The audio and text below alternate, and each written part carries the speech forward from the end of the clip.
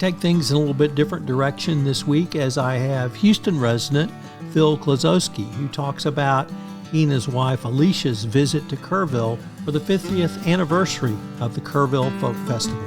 We talk about the musicians, the sights, the scenes of this show and others that Phil and I have attended. The Texas Hill Country is one of the most beautiful places on earth. In this podcast, recent Hill Country resident Tom Fox visits with the people and organizations that make this one of the most unique areas of Texas. Join Tom as he explores the people, places, and their activities of the Texas Hill Country. Hello, everyone. This is Tom Fox back for another episode, and today we're going to take things in a little bit different direction. We don't have a full-time Hill Country resident, but we have an off-time, part-time Hill Country resident with us, Phil Klosowsky. And Phil and his wife Alicia just attended the 50th Kerrville Folk Festival. So I thought it would be great to have Phil come on. He's been to multiple folk festivals over the years, and we're going to talk folk festival from the consumer, from the listener, from the person who goes to it perspective. So Phil, with that incredibly long-winded introduction, first of all, welcome and thank you for taking the time to visit with me today. Well, Tom, thank you for having me on your podcast here. This is a first for me. And, of course, you and I have known each other for a few years. So, Phil, as I mentioned, this was the 50th anniversary of the Kerrville Folk Festival. There were some performers who had been at the first one who performed at this one. Bob Livingston, who I saw on the final Friday. Neither you nor I attended the first one, but we both attended multiple folk festivals. So I was wondering if you could tell us some of the folk festivals you and your family have attended over the year and maybe a highlight or two from those. Well, I've gone to probably 5, 6, 8 over the last 30 years, probably. I specifically remember the 25th anniversary. I bought, they had put out a collection of CDs, probably 6 or 8 CD package, which was their 25th anniversary CD collection, and it contained some of the best music from the first 25 years. So from the very first one throughout those many years. And I think I wore those CDs out, playing those after I got home. There was just such great music. The old Nancy Griffith and some of those stars that were out there regularly in the early years just had some really good music, and the quality of the recording was excellent for these folks that are out there in the middle of the wilderness and taping these things and whatnot. But I also remember, one of the great things I loved about this festival is that although there's some names that you recognize, and they're always good typically, but most of the time we come away with finding and hearing some young artist or perhaps someone we've never heard before, and they've become some of our favorite artists over the years. And I remember hearing a young artist by the name of Ellis Paul back at that. I'm pretty sure it was the 25th anniversary one, or very, very close to it. And he may have been one. They kind of feature the young artists. They have a young artist group, and then they kind of pick the best out of those and get those on the big stage to play during the festival. And I would just remember hearing him. And we have seen him a number of times since then. We've seen him at our friend Jeff Abram, who has a house concerts at his home in Houston many times. And we've actually seen Ellis Paul 2 or 3 times at his house, and so up close and personal. And just excellent music, and just had a lot of fun. One of the surprising performers a few years ago, and I don't remember, it must have been 2, 3, 4 years ago perhaps, we went, and the headliner one night, either Friday or Saturday night, was David Crosby. of Crosby, Stills and Nash. And I thought, this old guy, he's going to get up there and he's going to be terrible. And it actually ended up being one of the best performances. He just got up there himself. He had, I don't remember if he had guitars on the stage or after every song, maybe someone came out with a fresh guitar, but it was just him and his own folk guitar, and just mesmerized the crowd for an hour at least. It was just amazing. He is quite a performer. He must have been already 70 years old, I would think, and something. But I remember that being a real highlight. And anyway. So what were some of the highlights for you and Alicia this year on the 50th anniversary, Phil?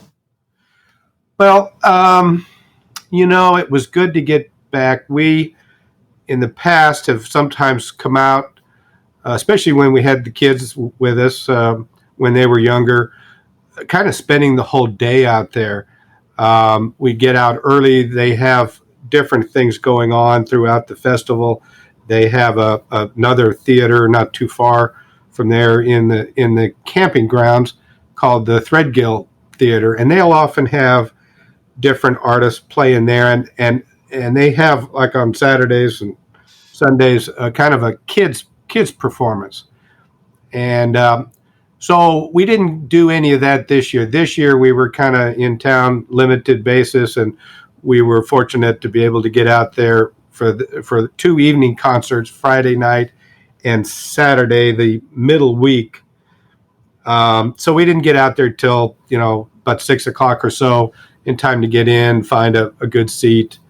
And the weather was excellent this year, a little warm, but it cooled off fairly nice in the evenings. We've been to many over the years where it's so hot you can hardly stand it. We've been through some concerts that rained a little bit. And so this was excellent. Still had a lot of the flavor of the concerts we've been to in the past, but it was very enjoyable. Wasn't as crowded as some of the concerts we've been to in years past, but it could have been that on those particular nights the named performers. We enjoyed on Friday night listening to Susan Gibson. We've seen her a number of times at other festivals and whatnot, and like her music, she, of course, her big hit was one that the Dixie Chicks made famous, "Wide Open Spaces," was I think her claim to fame, and she did a real good job Friday night. And then on Saturday, everyone was pretty good. I'd never really heard Darden Smith that much. He's an old timer, been around, been probably playing Kerrville Folk Festival for 30 plus years, if not longer. But he was excellent, I thought. And Michael Martin Murphy, again, I had seen him several times over the years, and he was as good as I've ever seen him on Saturday night. Was really played a good concert for late at night. It went till late. I don't think we were out of there till close to midnight or whatnot, which is kind of late for us old timers, but it was fun. It was nice to be out. Did he sing Wildfire? He did. And I don't remember, he had kind of a band with him. His son was playing with him, and it was excellent. And he had kind of a band, but he also, I think, did a number or two by himself, and was really, he's in his mid 70s, I believe, and was still going strong. Was really good. Well, my experience this year, this was my fourth trip to the Folk Festival. And like you, I remember some of the performers over the years. I was introduced to the Austin Lounge Lizards and Michelle Schacht at, I think it was 88 Folk Festival. And I went in 04, and we got rained out, actually. It said the heavens opened and they had to cancel the performances that night. So we went back to, we were staying with Jeff Abrams. He had rented a house, and we went back and had a house concert, impromptu house concert. It turns out we had a house full of musicians. So that was pretty cool. And I'd gone earlier in the 70s with kind of a haze as to what exactly I did or what may have happened. But this year I was fully present, and I saw Bob Livingstone, who was part of the original Los Gonzo band. And he'd also played with Michael Martin Murphey back when he was Michael Murphy. And his encore was Geronimo's Cadillac. Yeah. And so that's one of my favorite songs of all time. So I got to sing Geronimo's Cadillac at the Kerrville Folk Festival. And then I saw one of those new artists you talked about, a Latina, I believe her name was Linda Chavez, and she's from Austin. And I had never really heard Spanish rock before. And she did Spanish rock or rock in Spanish. She did rock in English or Anglo. She's recorded an incredible disco version of I Will Survive by Gloria Gaynor, which was hugely popular with the crowd. She, of course, sang some Tejano music. Her dad was there, and it was his birthday, so she sang to him, which I thought was pretty cool. And so that was really a revelation. She could rock. Man, she rocked. And then Edie Brickell and the New Bohemians closed it out. And like you said, it was just fabulous. But I'd really forgotten the entire experience of, Quiet Valley Ranch. There's a large campground there, as you mentioned. Lots of people stay there for the whole 3 weeks. They call it Camp Inertia. And they are basically the worker bees and the backbone of the folk festival. They're all volunteers. They're incredibly helpful. Whether you need parking, whether you need a ride from the parking lot over to the festival. I saw a lot of people with canes and nanomobiles coming into the seating area. Typically, you don't see at a rock and roll concert, but really speaks to the generations who've gone. And the theme was exactly that, generations of parents, grandparents, and now children attending the folk festival. Because as you mentioned, they have a large number of activities during the day for families, for children. They have arts and crafts. They have, of course, lots of music classes, songwriter classes, which are hugely popular.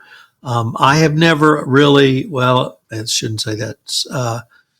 Now I don't avail myself of the post-concert music that goes on in the campground, but it's, they say the best music is played after midnight. And it's gotten so popular that they have actually set list with artists on the Threadgill Theater stage from midnight to 3 a.m.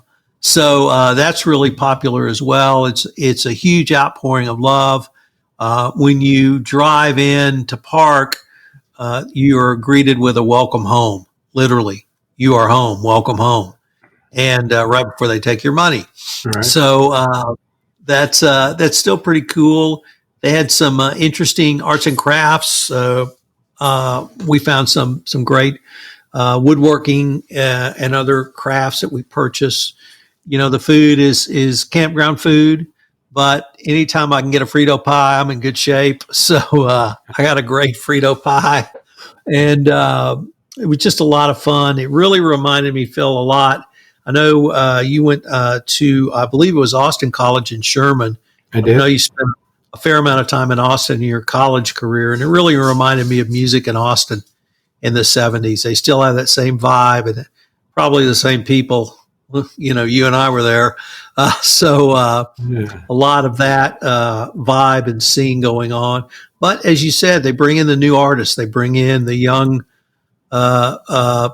singer-songwriter. They brought in a young Latina rocker, which really, I think, livened up the entire event and brings that fresh blood in. But it's singer-songwriters. And if you like that, if you grew up when we did music-wise, there's not much better a venue that I can think of than the Kerrville Folk Festival.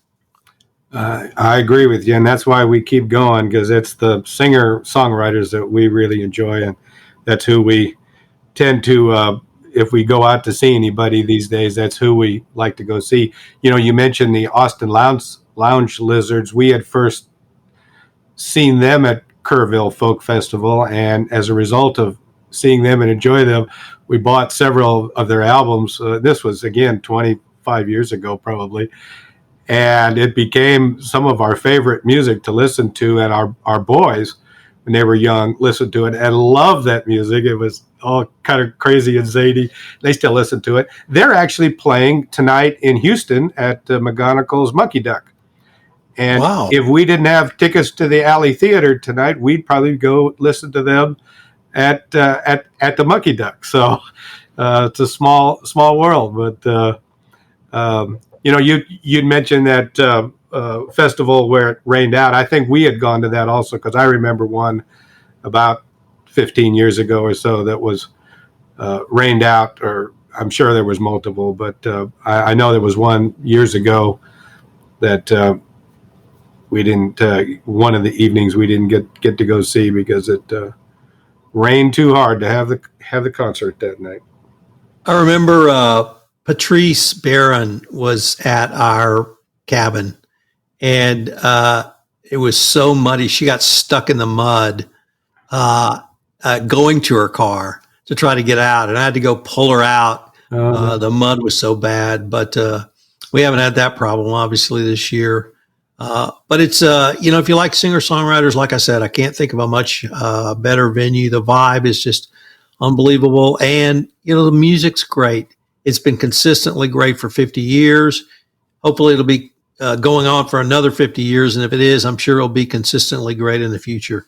Well, Phil, I wanted to thank you for taking the time to maybe share some remembrances of the Kerrville Folk Festival at 50. And we're looking forward to seeing you guys again. Well, Tom, thank you for having me on. It's always great to visit with you, and I'm glad we were able to see y'all this last month, or earlier this month, I guess. Hadn't seen you in a while, so good to see you and Michelle. Y'all be good. Thanks for having me on. I love telling stories, and the Hill Country Podcast is designed to do just that. If you have a story you'd like to tell, I'd love to sit down and visit with you. Please contact me at tfox@tfoxlaw.com, and I'll sit down and visit with you for an episode of the Hill Country Podcast. The Hill Country Podcast is designed to tell the people, places, and things that make this the most unique part of Texas. The Hill Country Podcast is a production of Compliance Podcast Network.